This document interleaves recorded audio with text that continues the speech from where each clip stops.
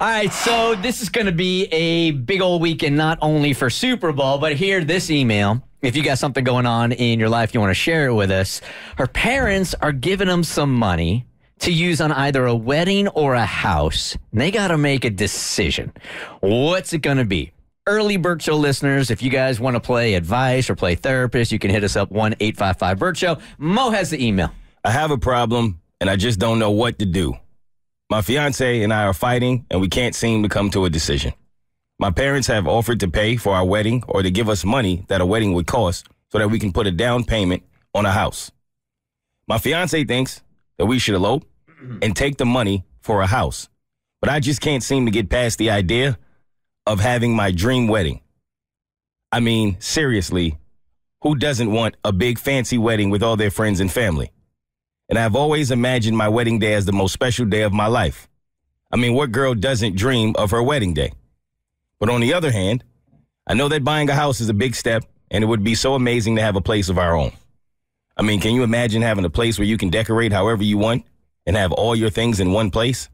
But then again, a wedding is just one day, and a house is forever. I feel so torn. I don't want to upset my fiance, but at the same time, I don't want to give up on my dream wedding. I mean, I've been dreaming for this my entire life. How can I just let that go? I don't know what to do.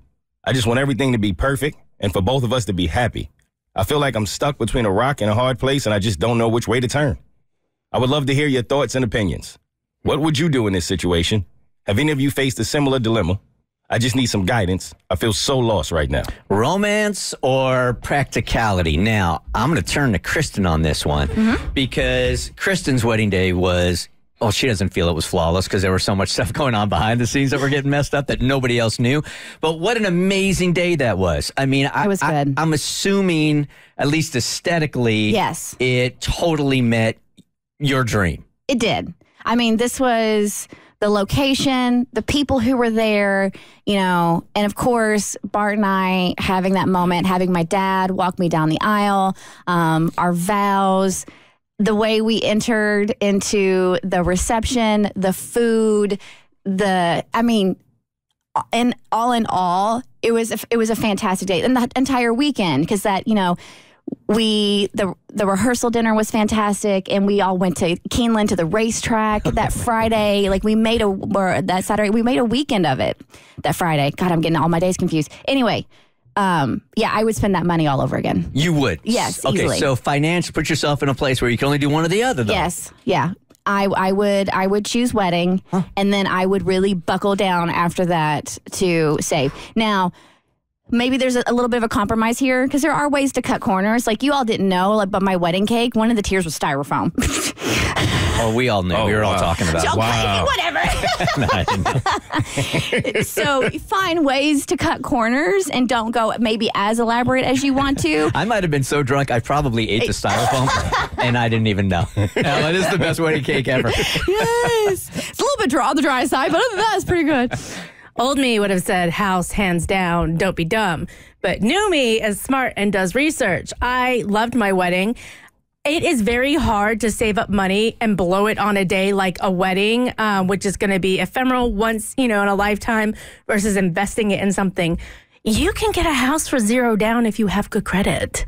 You don't have to put a down payment down with the right bank and the right credit score, so you can have both. You can have your wedding cake styrofoam and eat it too. You're just kicking the can down the road, though. What do you mean? Oh, yeah, you're going to have higher monthly payments, blah, blah, blah, blah, blah. Blah, blah, blah. Have the big day. Live out your dream. You're just going to regret it if you don't. And really quick, because I learned from Justin Landis from the Justin Landis group, ding! If you're a first-time home buyer, there's a grant you can get now that you do not have to pay back, and it is substantial. So do your research. Just really quickly, though, I wonder if we had Bart on with us, if he would have the same answer you do about your wedding day. Would he trade it in for the house or relive that day? Because he's so incredibly practical. I don't want to know the answer to that. No, you don't. You already know the answer to that. Do you want to ask him next week? Sure.